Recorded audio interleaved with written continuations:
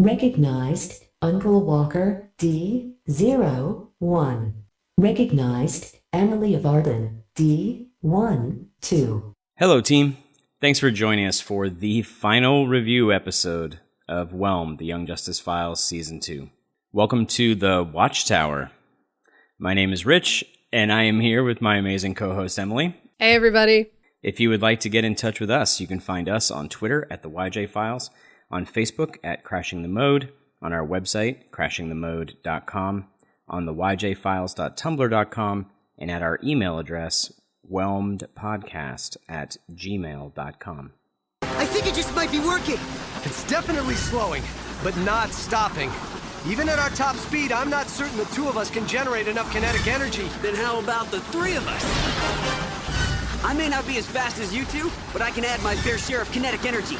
Besides, I can't let the new kid take all the credit for saving the world. Good man. So crash! Come on, Rollman. You can do better than that.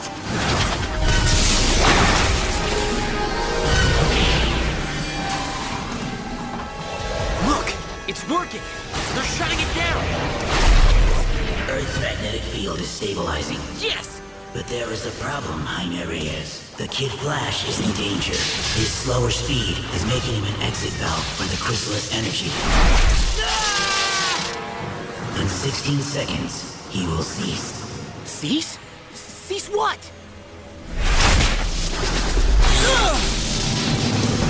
Bart, we have to slow down more. Try to siphon off some of the energy attacking Wally. It's no good, Barry. Oh, man. Artemis is so gonna kill me for this. And don't even get me started on Mom and Dad. Kid? Just tell them. Okay? Kid!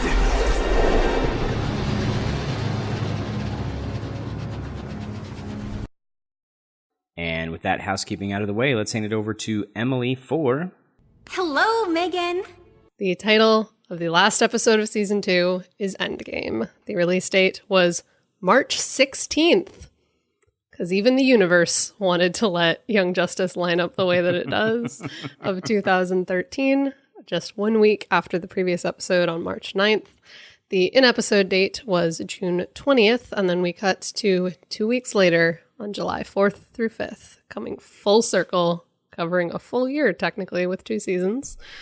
And the director was Doug Murphy, and the writer was Kevin Hops. Special guest voice credits this week. We have a different voice actor for the Flash for the finale. It's James Arnold Taylor jumps in. We also have Greg Weisman reprising his voicing of Mr. Snapper-Carr, Mr. Professor Snapper-Carr. He's a high school teacher. Tony Todd is Icon. Yeah. Is he? Is he just a high school teacher? Well, that's the only time we see Professor. him in the show. Being a teacher is That's in true. high school, so... That's true. And I think that's pretty much it. Everybody else we have heard somewhere elsewhere before in the last couple of seasons. And of course, this is the last episode with the late Miguel Ferrer as Vandal Savage. Thank you for all of your work, kind sir. Yeah. All right, let's get on with this mission briefing. Just in time for your next mission. So in our pre-credit scene, we open on Rimbor, where the Tribunal of the High Court find that the League members are guilty on all counts. And just moments after this verdict, Connor, McGann, and Adam Strange arrive with the recorded evidence from Summit. But they're too late. Our post-credit scene, we open on the Reach vessel near the UN, where Black Beetle and the scientists are preparing to leave Earth. The team arrives on board to stop them, with Calder, Blue Beetle, and Green Beetle facing Black directly. Green tries to reset Black's Scarab to free him, but Black isn't interested in freedom, and manages to instead destroy Green's Scarab, which doesn't kill him because he's a Martian. Back on Rimbor, the tribunal hears the evidence, but continues to demand bribes. Connor and McGann try to convince the tribunal that by judging this high-profile case fairly, they will receive more cases and therefore more Moors in the future. Meanwhile, back on Earth, Blue Beetle blocks a sonic blast from Black Beetle before it can kill the now vulnerable Bars. Black retaliates by trying to destroy Blue's Scarab, but Jaime and the Scarab are now united and instead, using the power of friendship, destroy Black Beetle's Scarab. Unfortunately, or fortunately, Blue also discovers Black's endgame plans to destroy the Earth. Back in Gotham, with a callback to the same park we started with in episode 1 of season 1, we see the first of 20 Earth-destroying devices rise out of a lake. Up on the watchtower, we're told that the devices are breaking down Earth's magnetic field, causing massive worldwide disasters. Most of the League are attempting to save people around the world. Blue says he doesn't know how to stop the devices because Black didn't know. Therefore, an endgame. That's when they receive a call from Lex. Lex reminds them that the Light had always intended to betray the Reach, which means that he already had a virus created that will potentially stop the devices. Unfortunately, there are 20 of them, so getting to them all requires Lex to work with the League and the team. Back on Rimbor, the Leaguers, Connor and McGann, wait for the Tribunal's decision.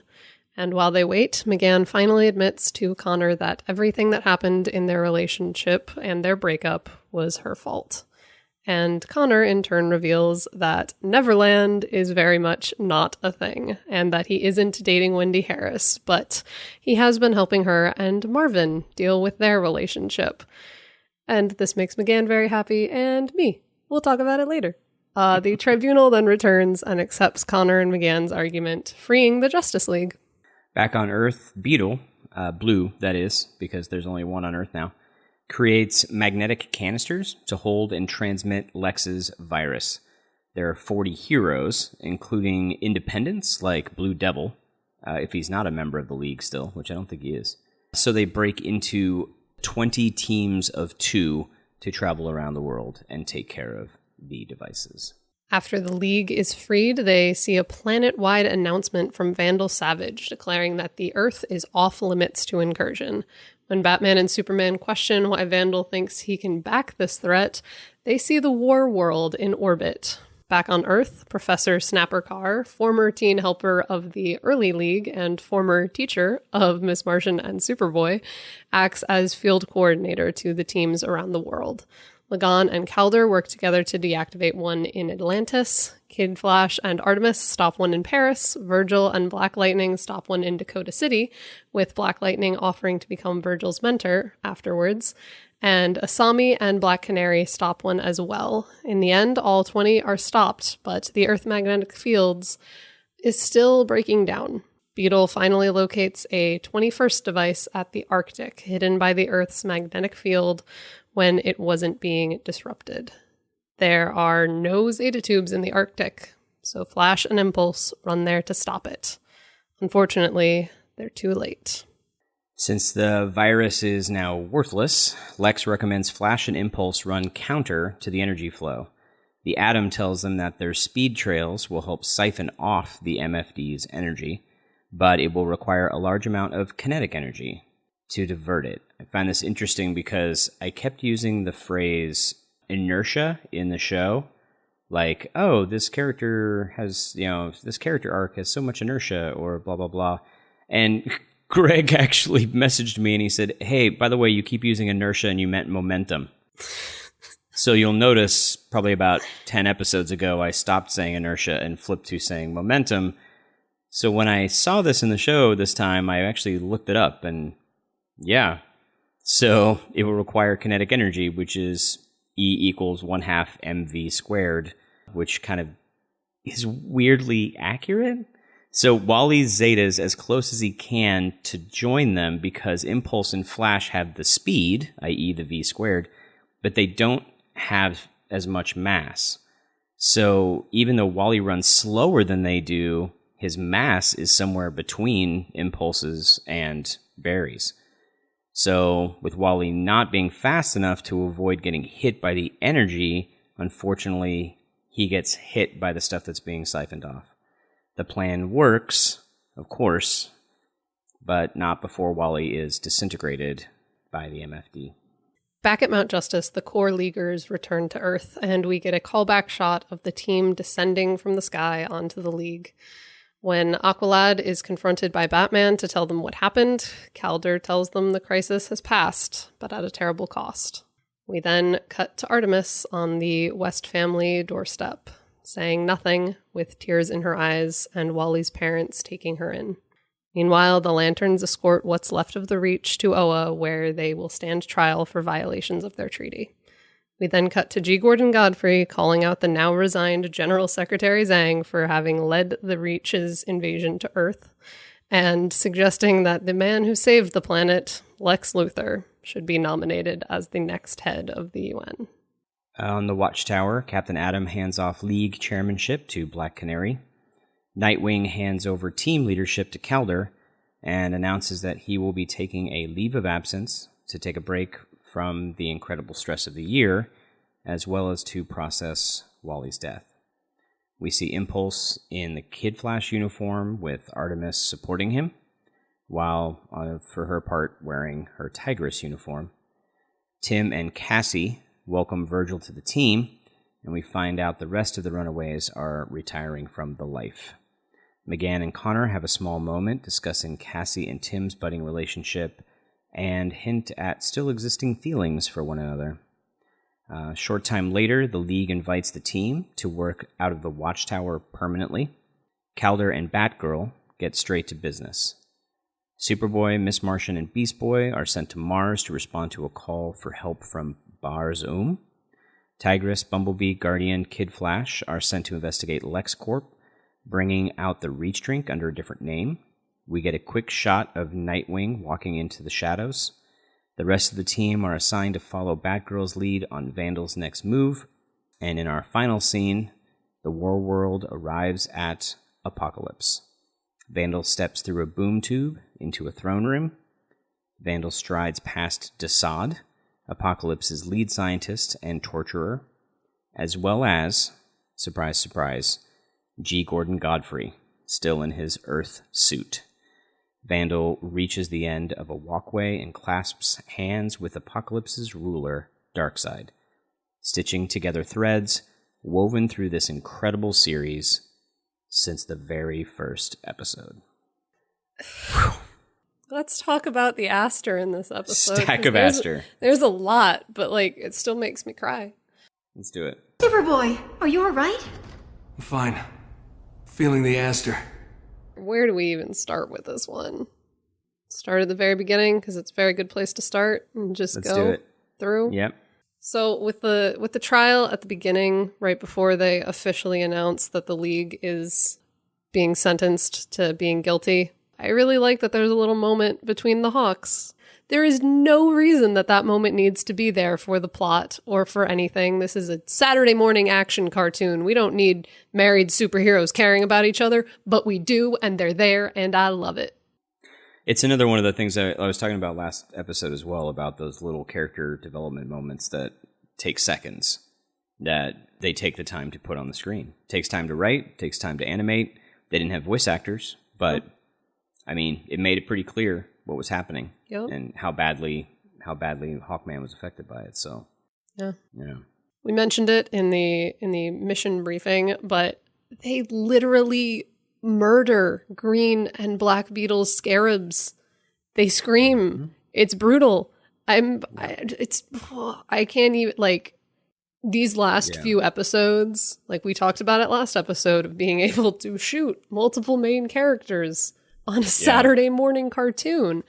This, they don't have to worry about blood, and you can make the argument of they're just robots, but we know that they're not, and that is intense for a Saturday morning cartoon. They explain why Green's not dead, which kind of makes sense, or at least you can accept that, that reason. But man, when they killed Blacks and he hit the ground, I was like, did they just murder Black? Is he dead? He's got to be dead, right? They've spent the whole season talking about how removing the scarab will kill you. He's not a Martian. No. He is an alien, though. And we can always chalk up all aliens are stronger than humans. But he specifically says, I hate Martians. Yeah. That would have killed anyone else, he says, specifically in the episode. And he's not dead from it. So I understand it. I understand why they did it. Saturday morning cartoon, blah, blah, blah. But also, Black Beetle doing it would have killed anyone else.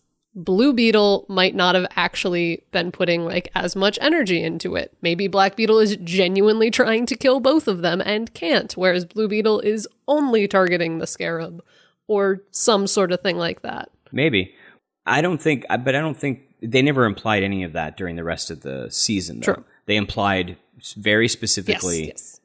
removing the scarab will kill this person. True. Right? It will kill anyone. Like, this is the facts. Fact is, remove it, the host dies. So I know that they showed Black at the very end real quickly that he'd recovered or whatever, but we're going to let that one go because of Saturday morning, quote-unquote Saturday morning cartoons. But still, it's horrifying, and I totally thought he was dead.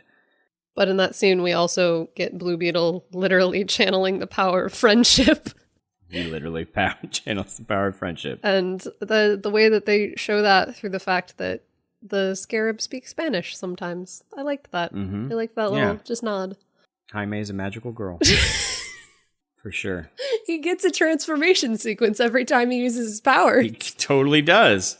And he's got a pet talking animal, sort of. Oh, where's my spin-off series? Where is Right? my magical girl style It's spin-off totally series? true. Jaime Reyes and his school adventures. Season 3. Yes. Yeah.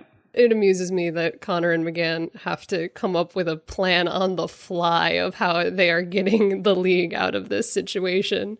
They show up with like, this is a reasonable plan, and it gets shot down, and they're like, time to improvise. What can we come up with? We can come up with the fact that Superboy's dad is Lex Luthor. Yes. Super awesome and creepy watching Connor tap into his other dad. We have opportunity to offer you. Whoa. Even though it's like, it's pretty dark and it's Lex Luthor and everything, the fact that they both like present it with these big smiles on their faces, like, I know, let's right? make this a good option. They're trying to They're trying so hard. And of course, that scene is followed up by one that surprises no one that I loved it. Yeah. Surprises no one that I really like when my favorite characters talk about their feelings. It's real good. But that scene, besides just Super Martian talking about their feelings, yay, is really the culmination of McGann's entire redemption arc this season. And it's so great. And part of the reason it's so great is because when she says this to him and when she apologizes, it is not to get him back. It is not in an attempt to get Connor to date her again. She even says, I know it's too late now. I know you're dating Wendy Harris. She goes into this conversation knowing everything that has happened is her fault and knowing that she thinks she doesn't have a chance in this conversation. She just genuinely wants him to know how sorry she is.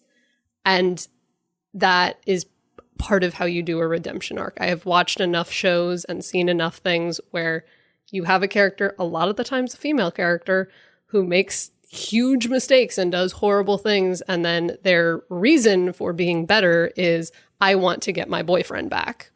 Yeah. And that is so shallow and that never works. And that is not how you get someone back. You get someone back, if at all, by genuinely wanting to be a better person. Not because you want to impress them, not because you want them to like you, but because you want to be better. And that is her redemption arc, is realizing that she wants to be better and that what she's doing is wrong. And it leads to this conversation, and I love it. And on a less, like, diving deep storytelling thing, I just love that she turns into a precious socially awkward Martian at the end when she stammers out, "That's great. I mean, yeah, that's so nice of you." It's like, a great she can't callback, process her for emotions, and I love it. It's so cute.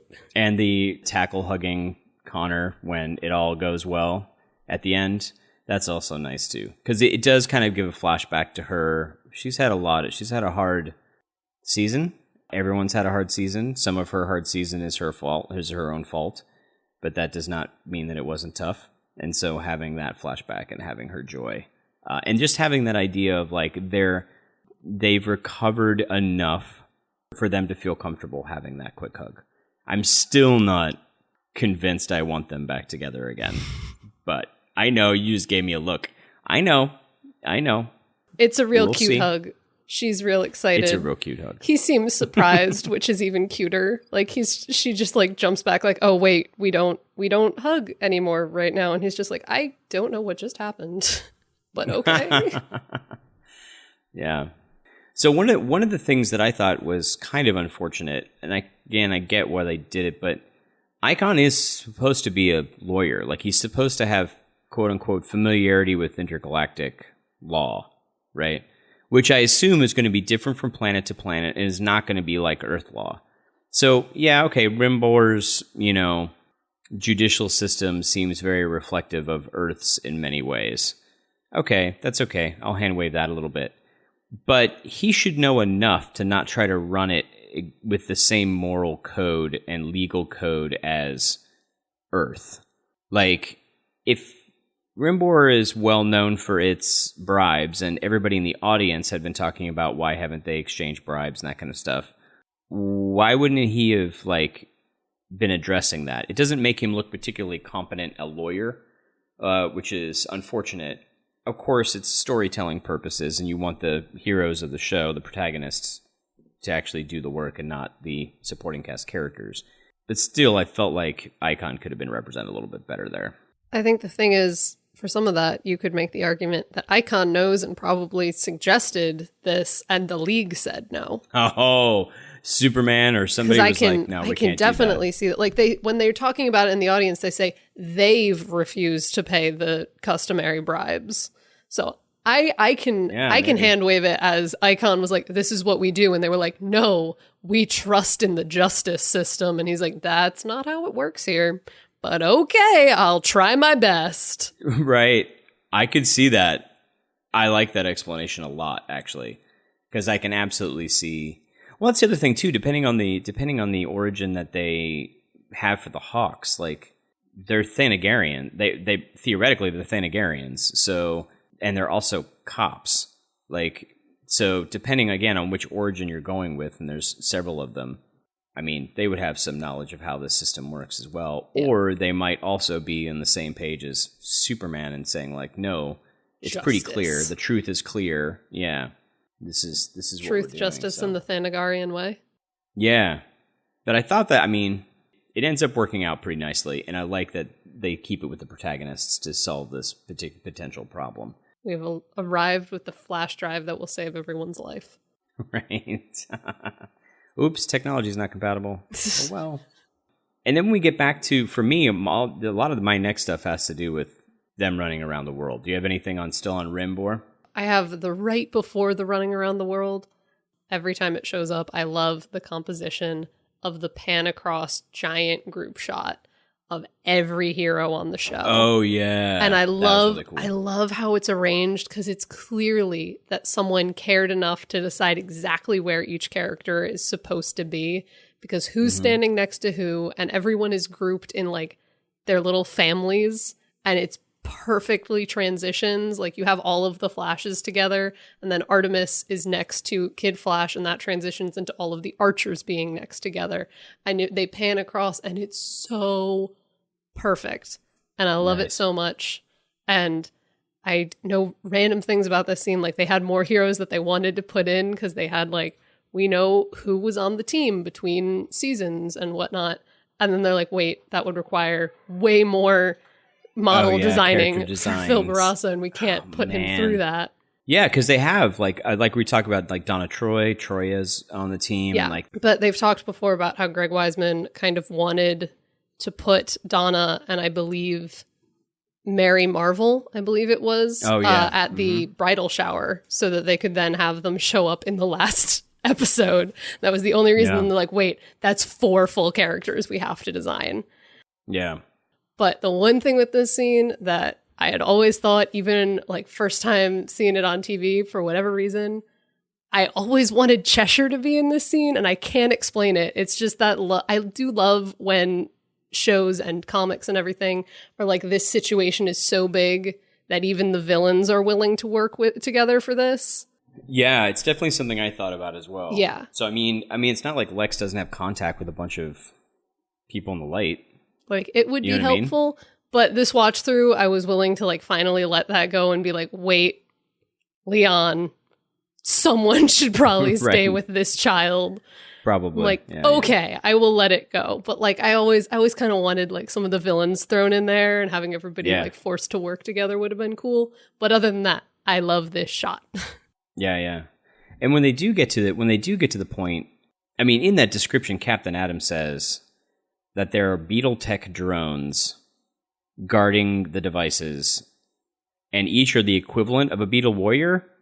How is anyone taking these down? I'm like, no. I mean, no, that's just blatantly not true. Like it is Beetle Tech, but like if they had 40 of these, 40, whatever, 44 of these, and they were all the equivalent of a Beetle Warrior, why did you even, like, where weren't they beforehand? You know, like, even if you could only make, if they are. Right, if you can only make 40 of them, even if you could only make 40 of them, because the technology is difficult and expensive and whatever it happens to be, which is what I assume is the case about the beetles themselves, the scarabs themselves. Those 40 could just take everyone out. Like, anyway, so I think that I wish they hadn't have put that comment in. Yeah. Like, you could say they're Beetle Tech drones, and that's dangerous enough, but making the specific comment about them, the equivalent of a Beetle Warrior, and then you just see Aqualad just cut through 2 of them without thinking about it and moving on. That's a little incongruent, right? But what I did like in that, far as dialogue is concerned, is Captain Atom doesn't say there are 20 devices. He says Beetle has located 20 devices. Now, it sounds subtle, but when you're writing dialogue, that kind of decision kind of has to be made, right?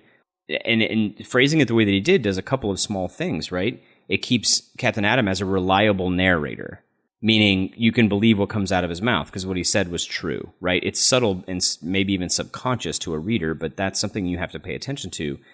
And it shows that he has experience by pretty much almost never speaking in absolutes. Yeah. Which happens particularly when you're like in the medical industry. You know, you have to be clear with someone, say, in the medical industry about a condition or what's going on with them. But the moment you say this is absolutely one thing or absolutely another thing, nature will make you look like an idiot. And it also acts as a nod to the audience. Because if you had noticed it, you would have been like, why did he just say located 20 devices? I wonder if there's another one. And then you feel smart because you're like, oh, there was another one. I was right. Right? So if you look at things with the analytical craziness that some people do, you look for stuff like that. True. So I didn't catch it the first time, though. I didn't catch it until now. There you go. We do that to each other. I love it. I also love the kind of cute nod where Lex is like, you know, ladies and gentlemen, the fate of the world is in your hands. And he literally like lifts up one of those eggs. He's a showman. He's a showman. We are here to offer opportunity. And then, of course, we go flying around the world so everybody can go save the world. And all of them are good little scenes. But, of course, the Spitfire adventures in Paris warm my heart so much. It's so cute. And I actually mentioned this scene in the Super Sweethearts episode, if anybody was paying attention. You did. He does the thing that he does all the time that they establish is just a thing that they do where he carries her while she's firing, and it makes me smile. Because they just have worked out a way to make their powers work well together. Yeah. It's interesting because I have said a couple of times, I've mentioned the thing about her bow, about how sometimes she uses 2 strings and sometimes she uses 1 string. Well, usually it's in a whole episode. Like the whole episode gets animated, she's using both. Or 1. And in this one, she's holding both strings when Wally picks her up, but when she leans backwards and does that really cool, like, upside down in his arms shot, which is it's so cute. She's using 1 string, and it looks normal. It looks like it should. I don't know. It was just funny and strange that it was in the same scene animated. It's weird. And in that same scene, their kiss at the end is set to the same music as their apartment scene in Salvage, and it makes me smile. Yeah. I did not know that. They have little, like, they do it throughout the show that there are certain like themes that show up repeatedly. Yeah. And I'm pretty sure I didn't fully go back and check, but I'm like, I know this music. This music is from this scene. And that's just real cute. They have their own little theme song there. That kiss was pretty dang cute. It's pretty cute. They just get cut off. Who needs to tell anybody that the world's saved? There's kissing in Paris to do. That's right. But here's the thing that I'm fascinated by. You mean you're not fascinated by the kissing in Paris, Rich? No, I liked that. That was nice. So, they find out there's a 21st MFD. Flash is already en route up there. with an egg, right? Like he's found out about it and he's already partway there. So we don't know where he started, but okay, fine. So he's on his way up there. Impulse is standing next to Blue Beetle in Taos, New Mexico, when Blue Beetle is telling Flash or telling everyone about this MFD. Yeah. I looked at the timestamp. Literally 60 seconds later, Impulse is next to the Flash in the Arctic. So, I mean, it's literally in that same sentence they're talking, and he gets up there, basically. So, okay. I can get that there's probably, they said there's no, obviously, Zeta tubes in the Arctic Circle. There's probably one somewhere in Alaska or something. I can get that. That's fine. Or wherever he happened to be, Russia somewhere. I don't know, wherever part of the Arctic Circle he was in. So he runs to a Zeta tube. Zeta tube takes a few seconds to do the whole recognize gizmo.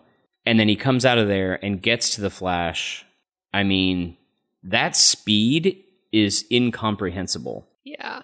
And they're really good about stuff like that. Like when I saw Impulse show up next to Flash, I was like, didn't we just see him in a scene? Like I scrolled it back and I'm like, do I have a timestamp? Oh, I do have a timestamp and I've got a location stamp. That means Impulse is freakishly fast. Yeah. It's a real fast kid. Yeah. I don't know. It's almost to the point of unbelievable. Super speed in a superhero cartoon. Right. So unbelievable. Inconsistent as opposed to unbelievable. Well, he's motivated. He's very motivated. You can run real fast when you're motivated. All right. 25 seconds to get to a Zeta tube somewhere close by. You don't know how close they were to a Zeta tube. There's got to be, well, did they get him in? You know, they didn't take a Zeta tube when he returned to Taos with Green Beetle. They were teleported by Dr. Fate from the War World. So I don't know where there might be one. I mean, there's got to be one somewhere in Taos, right? Yeah. And dealing with Impulse's speed, like, there's the scene where he makes a full drawing of himself out of tiny rocks in, like, a second and a half or something. Like, yeah, it was less than that. Yeah. Yeah. It's like 0.6 seconds. And I'm like, I get that. But, like, if you're running that level of speed, like, we're talking about, like, sonic booms. You know what I mean? Like, we're talking about other things that affect your environment in various ways. Yeah, I don't know. Anyway, something to think about. And then, of course, Wally goes to the Arctic. And it kills me. It crushes my heart that he just goes. He doesn't even hesitate, and that's just so much of who Wally is as a person at this point. It's not a question of whether he'll go or how he can get there. It is just he needs to be there. Right. He doesn't say goodbye to Artemis, though. He leaves before Artemis even asks him if he thinks they'll be okay. He doesn't even let her ask if they'll be okay because he knows that he's got to be there with them. And it just stabs me in the heart. I wish he'd have said goodbye. I wish he would have like kissed her on the cheek and headed out or something like that. Because the fact that he didn't get to say goodbye is pretty rough. From the practical standpoint of what we were just talking about again, he's Zeta's somewhere. And then he's even there fairly quickly. And we know that his speed is, I think his speed's less than Mach 2 or something, I think, at this point. He can break the sound barrier. Right, so I think it's Mach 2. I think it's somewhere short of Mach 2. So, yeah, I don't know about that. And then, but the fact that he doesn't say goodbye to Artemis just makes it even worse. And then the thing that gets me is, like, everybody's ecstatic that it's working until the Scarab is worried. Or not worried, but he knows what Jaime would be concerned about at least. And in 16 seconds, he will cease. I have heard fans discuss that they think part of the reason Wally might have just gone without saying goodbye is because then her last memory of a moment with him is kissing in Paris, is that moment of pure and utter joy and not, bye, I'm going to go die now. And I am willing to accept he didn't know that was going to happen. But I think I think there was some level of like knowing that was a real possibility of knowing they're not enough and knowing that he is not stronger or even as strong as either of them going in, there is a really big likelihood that this might be the end, and I don't want, hey, bye, this is the end, to be the last thing that she remembers. And I'm willing to accept that, even though I agree, I always would have liked a goodbye, but I feel like that also would have made it feel much more likely that he was going to die. The fact that he goes without saying goodbye narratively makes us think that he'll have time later. And of course he doesn't. Right. And that's where I'm coming from, I think. I think the idea that he leaves without saying goodbye, I just don't see Wally doing that if he thought that that was going to be it. For some reason, I don't picture that myself. I don't think it's a bad theory, but I don't know. I don't think so. I think he showed up to help and thought he could help, but then it started going really badly and he couldn't stop because it was working, right? One of the things that's interesting to me, too, there's a lot of interesting things right here at the end, is when, after everything is done and the Leaguers come back to Earth, I love the way that they all, like, descend down. It's so good. Right? Descend down, like, again, lots of flashbacks to the very first season 1 episode, the Gotham City Park, like, all of that stuff. Really cool. Batman looks at Aqualad and he says, what happened here? As if Aqualad's the leader and it's not weird that he's there, but, like, did Batman know because Nightwing knew? I could see that. But that. He didn't tell anybody, including Aquaman, what was happening? I could see that. I could also see Batman just being like, life is really weird. I don't know how you're here, but okay. Or piecing it together. Maybe he's like, okay, everybody else on the team is here with him. He's actually like standing up and like looking directly at me as if he was like back to being leader again. Like Nightwing's here and he's okay with this. Like maybe he just put all the pieces together and then he just kind of asked the question. But it certainly piqued my interest that Batman wasn't a little concerned. I don't know, or maybe that's why he was asking him, like, all right, traitor, what happened here? Like, I don't know. I'm not quite sure. Right after that, I know we've talked about it before, but Artemis on the West's doorstep is devastating and is... I tried to blow past that, but I failed. We gotta mention it, because that level of writing and bothering to include that scene, that again, plot-wise, we can infer that scene. We don't need to see that scene. But the fact that they bothered to do it and the fact that she doesn't need to say anything, they just know, is heartbreaking. I'm assuming that they were already told. I assumed that they were told by the League what happened before Artemis got there. Because she starts crying and they take her in and hug her. But I'm a parent. That's not going to be the first time they've heard what's going on, or they would be a mess. So I think they heard, and then Artemis came, and then they're like, we're going to do this together. Like, I can see that. I get it, right? I think my mind has always automatically connected it to the scene in Depths when they say, where's Nightwing? He went to tell Wally, and that kind of level of having to go and actually physically tell someone. So my mind just puts those two scenes together for no reason. But no, it makes sense. Yeah.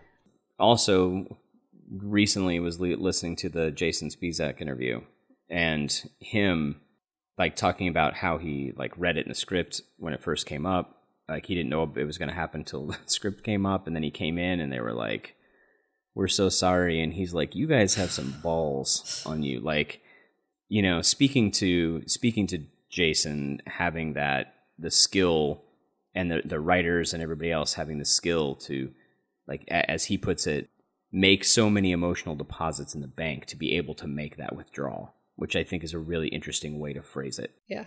And then we talked also about that next scene. He's like, yeah, I read that next scene, and that's where it's like, there's no dialogue, there's no nothing. They weren't going to audio record any of it, so the only reason they know it exists is because they read it in a script, you know? Yeah. And having that be the gut punch, the exclamation point at the end of all of that.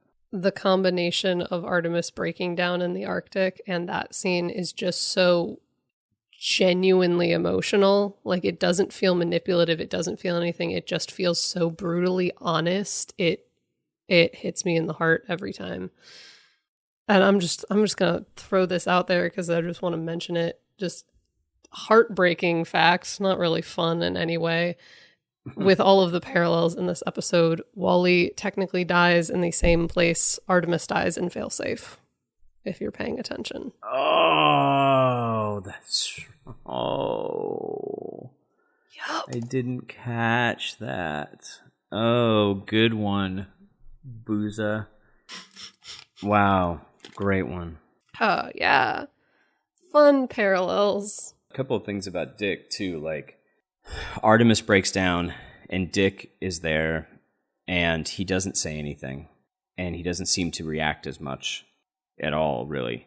So I'm like, okay, I would have liked a little bit of that, but I get that the scene was focused on Artemis, and that's where the punch was, and that's okay. I'm fine with that overall. But what's interesting is that Dick, love him, but he's all, it's been a hard year, Calder. I'm going to go take a break. And I lost my best friend, and I need to process that and that kind of thing. On the first, whatever, scores of watchings, I was like, yeah, it's tough. Go do your thing. That makes less sense. On this watching, I was like, well, wait a minute. Number one, Calder also lost his friend. Yeah. Dick specifically references that they started the team together. So, okay, also a shared experience for Calder. And also... Calder literally had his brain shattered. You had a hard year, Dick? Like, I know, I get it. You had to make some bad decisions, but I'm thinking... Nightwing created his own hard year, honestly. Calder literally had to beat his father into unconsciousness. So, you go do what you gotta do, buddy, but Calder gets a nod for stepping up to the plate, I have to say. To defend Nightwing, and I can't believe I'm doing this for you... Dick Grayson does make a nod and say, if you need to step down, Barbara's more than willing. Yes. So, like, he gives him an out and Calder doesn't take it. Yeah. It's not that he said Barbara's willing. He said she is way, way past ready.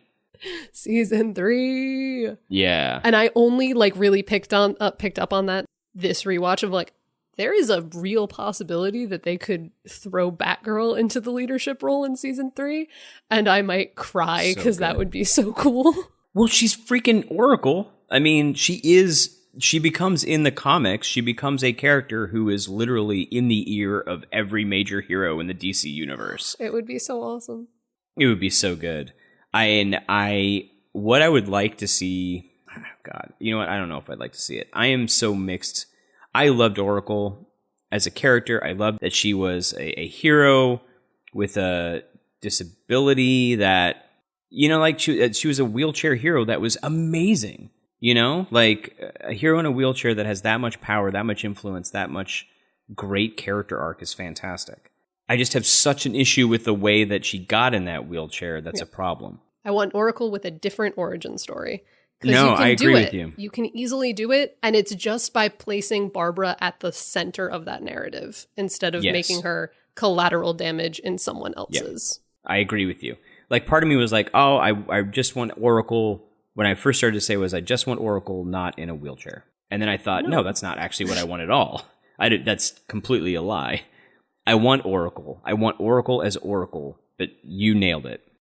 I want it with a different origin, a different reason, a different story about why she's in a wheelchair, and let her be that amazing character that she always is and do that. Like, fantastic. I want to see that. Yes. I also want to see her kick somebody's butt with her Eskrima sticks from the wheelchair. She's so good. I love it when guys in the comics, like people in the comics, totally underestimate her.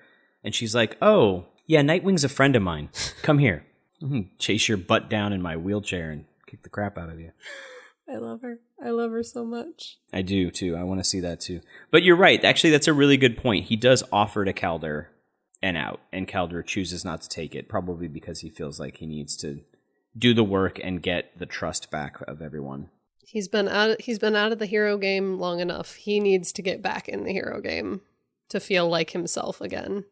That all makes sense. He still gets credit for stepping up to the plate. Definitely. In this whole same sequence, when Artemis goes and talks to Impulse, now Kid Flash, and gives me a momentary heart attack thinking that Wally's back because they both have red hair. I've heard that from more than one person. Yeah. I literally screamed, and then they zoom in and it's Impulse, and I felt so betrayed. I don't know why I had any form of hope, but yeah, why would you do that? It was literally the scene right before the handy. I literally just kept going. I'm like, they still have 2 minutes. They could bring him back. He's just behind a tree somewhere, right? Yeah. Please, no. In your defense, I was confused too. I didn't think Kid Flash was back. I just couldn't figure out what was happening, and then I remembered that I believed for a second, and then my heart was shattered. But during that scene, again, one of the many times for the first time on this rewatch, the line where when they're talking about her becoming Tigress now instead, and she says, I need to wear this. I need this change. I'm going to see how Tigress works. And he says, as a hero, and she says, as a blonde. Mm-hmm. And this time around, especially with knowing there is a season 3, with that possibility opened up of actually more narratives, this exchange raised some questions for me about how morally gray Artemis might be in season 3 after going through being a villain for a little while and losing one of the most important people in her life and being little on the edge. I could see her kind of falling back a bit on some of that training from before season 1. Some of the things her dad told her were, this is what you have to do to survive. I could see them going down that road with her, and I have no idea if they will, and this is my only reason to think they might. Because she doesn't say yes when asked if she's going to be a hero. She just says, I'm just not going to be a different person. Oh, interesting interpretation. I see where you're... I was trying to figure out where you were going with that, and I just caught up with you. I love it. I love it. Well, again, if we're talking about a 4 to 5 year jump or 3 to 5 year jump... 2 months! Don't give me another 5-year jump, Greg Wiseman. Don't betray my trust like that again. It's going to be years. Sorry, Emily, I'm convinced. But with a few years skip, you can go through some of that, and have some really interesting stories for the comics or flashbacks or some other stuff to see where she ends up being. Because we don't see her in the Tigress outfit in the the artwork for season 3. True. So that might be interesting. This is a random question for you that you may know more because you've seen that artwork more than me. Does she have her bow in that? No, I don't think she does. Cool, just wondering. We've seen her use little mini crossbows and stuff, so I can absolutely see that being a more stealthy version of her weaponry, but... I definitely think she's going to move on. I think it's a good idea to do that, too, because then it opens up that Archer vacuum, right? Yes. Because Red Arrow's not going to be there anymore, and, we have all these Archers as it is, and Arsenal's going to be doing his own thing, so it opens it up for Arrowette to come in and take that spot on the team, which I like a lot. And it allows Artemis to become her own person.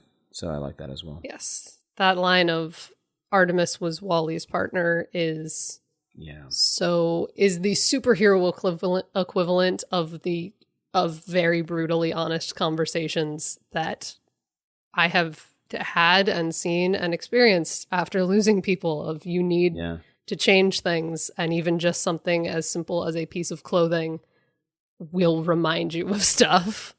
Yes. Or getting a pixie cut.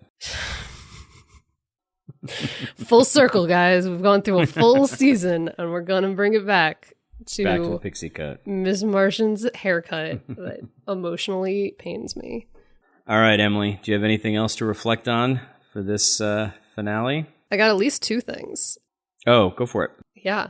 So Wonderbird is a thing that happens out of nowhere and with no buildup and no explanation and nothing.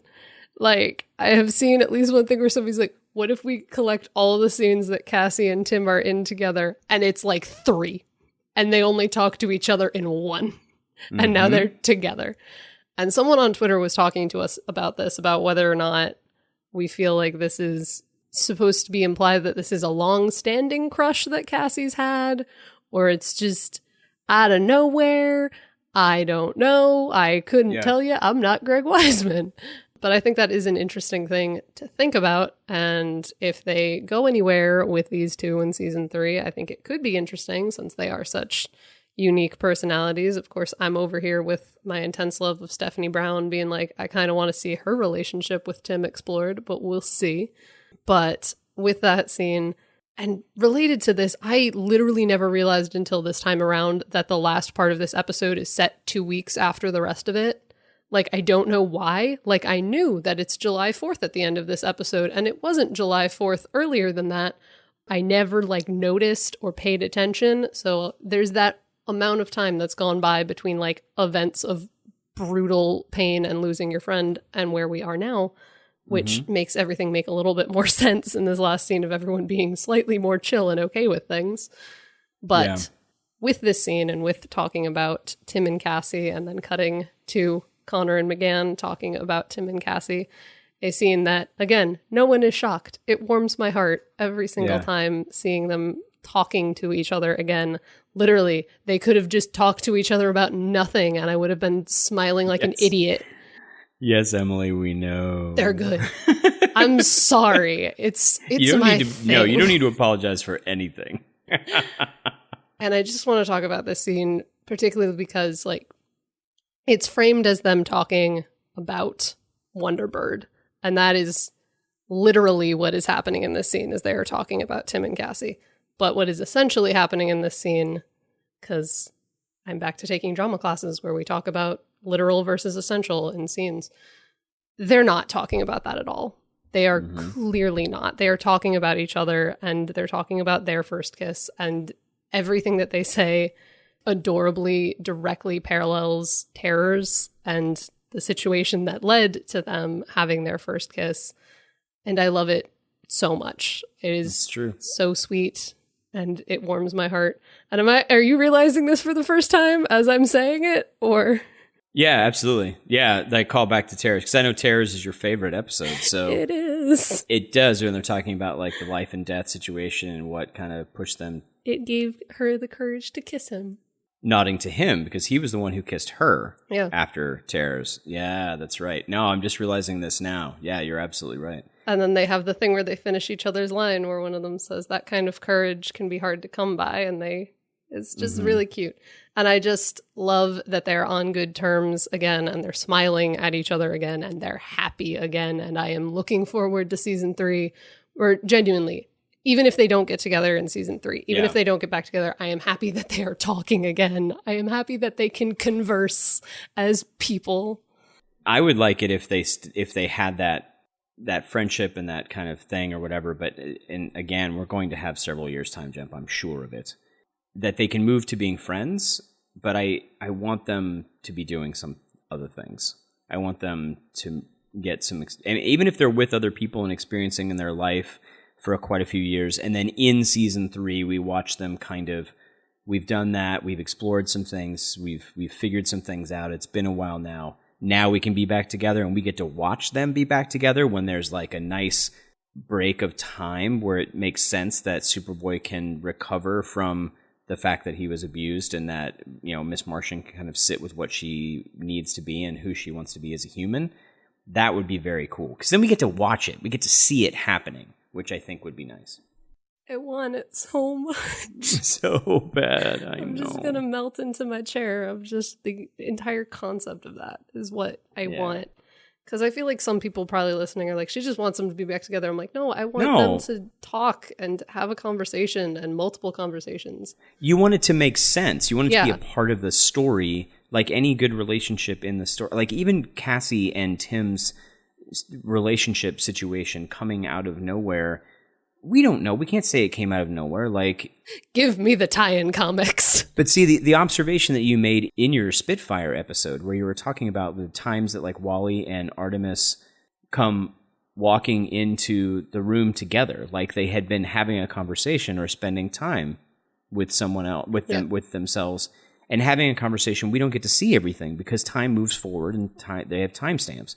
We don't know what Cassie was doing, like hanging out at home, you know, like maybe talking to Tim on the phone, or like, who knows, like maybe Tim had initiated something, or, you know, we don't know any of the stuff that happened with the two of them beforehand. So they could have the cutest storyline. I just want to be able to see it. Like, that absolutely. Moment of them holding hands, does not pack any sort of emotional punch for me. No. Simply And it because I'm just like, what is going on? I didn't notice they were holding hands until Connor says something about it.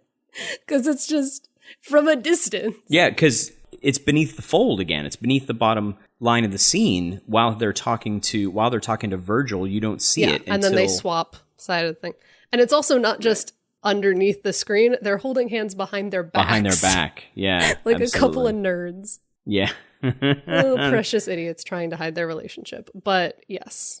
Yeah, and you know what? It would be okay with me if that was just a momentary thing. Yes. If it was a thing that just happened, because that's what happens in life is, they went through a bunch of trauma. Literally, the earth nearly got destroyed. Yep.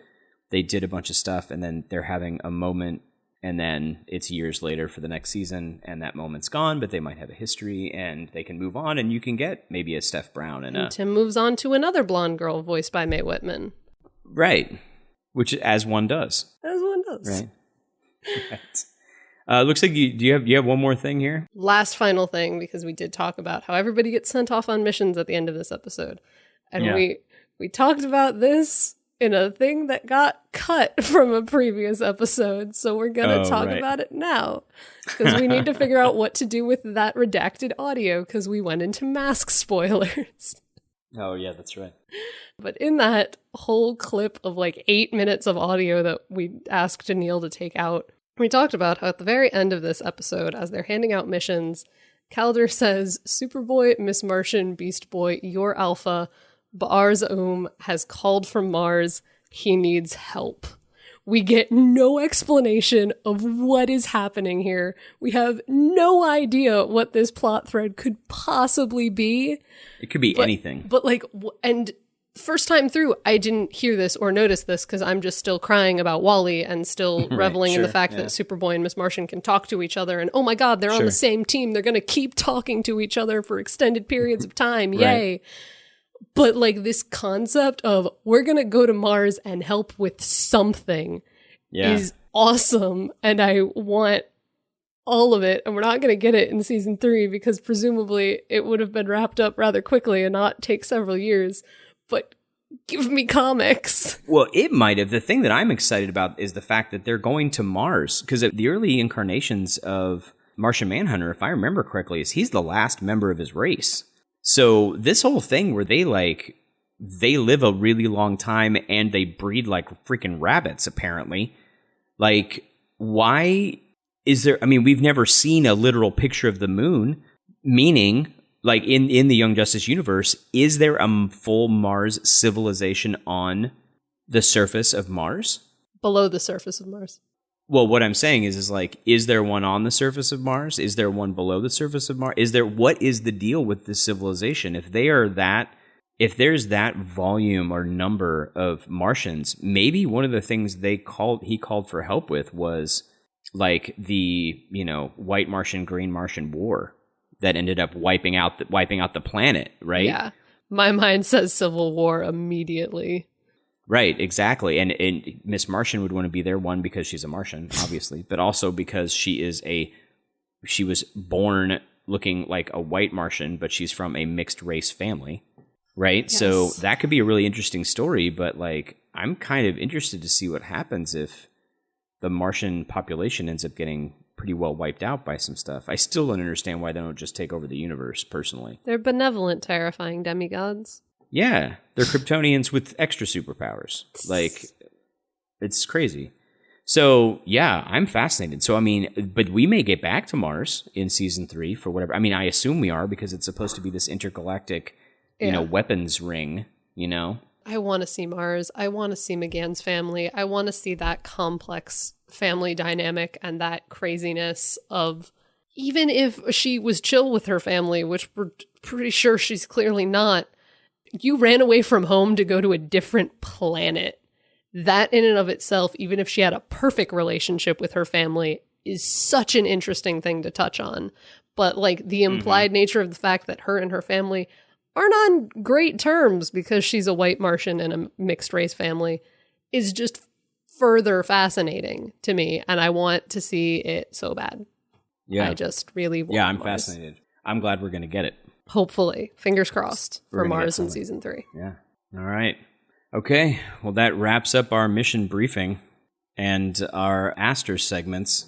We're actually not going to have a Crashing the Mode segment for our final episode. Because what is there to crash? It's not much to crash. So we're going to skip that, but I am going to be wrapping our final Canary debrief in with a bit of our fan service. So here we go. Stick around. Your stance on animal rights Class is in session. for years. So today's the day. At the end of Season 1, I thought this show had achieved something extraordinary. I hoped Season 2 would be able to hold its own, but my experience with other shows told me that even if a first season reaches new heights, following seasons are rarely able to keep up. I assume because the creators don't think much past the first season when they plot their arc, if they plot their arc at all for Season 1. But Season 2 of Young Justice not only blew past my expectations, it created something that no show I can think of since Babylon 5 has been able to pull off, or even cared to pull off. When you plant seeds for your season finale in the first episode of your season, I'm going to be impressed. When you plant seeds for the finale of your second season in the first episodes of your first season, I'm going to start a podcast to make sure everyone who will listen to me knows the amount of passion, dedication, love, planning, skill, teamwork you have put behind the scenes to make this thing happen. When I decided a long time ago that I wanted to be a writer, I looked to my favorite novels and movies and comics and TV shows for inspiration. And the best of those flowed seamlessly. The characters were rich and interesting. Their interactions with the world and each other made sense. It honestly appeared easy. Like a story that rich and fun and interesting was somehow inevitable. Just waiting for someone to write it. So why wouldn't I want to become a writer and open those doors for other people? And then I started writing. And I learned the truth. The many uncomfortable and inspiring truths. There is nothing to writing. You just sit down at a typewriter and bleed. Ernest Hemingway. There is no greater agony than bearing an untold story inside of you. Maya Angelou. You have to write a book that wants to be written, and if the book will be too difficult for grown-ups, then you write it for children. Madeline L'Engle. A writer is someone for whom writing is more difficult than it is for other people. Thomas Mann. You can't wait for inspiration. You have to go after it with a club. Jack London. And finally, if you want to write, if you want to create, you must be the most sublime fool that God ever turned out and sent rambling. You must write every single day of your life. You must read dreadful, dumb books and glorious books and let them wrestle in beautiful fights inside your head, vulgar one moment and brilliant the next. You must lurk in libraries and climb the stacks like ladders to sniff books like perfumes and wear books like hats upon your crazy heads. I wish you a wrestling match with your creative muse that will last a lifetime. I wish craziness and foolishness and madness upon you. May you live with hysteria and out of it make fine stories, science fiction or otherwise.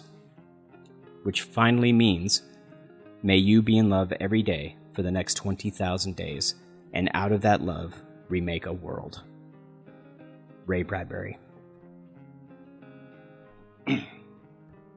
To Brandon Vietti, Greg Weisman, and Phil Barassa, and Nicole Dubuque, Andrew Robinson, Jay Oliva, Crispin Freeman, Stephanie Lemlin, Danica McKellar, Nolan North, Jason Spizak, Jesse McCartney, Cameron Bowen, Eric Lopez, Vanessa Marshall, Bruce Greenwood, Peter David, John Weissman, Sharon Scott, Tom Pugsley, the MOI animation team, the Lotto animation team, Christopher Jones, and every other artist, writer, director, voice actor, and especially,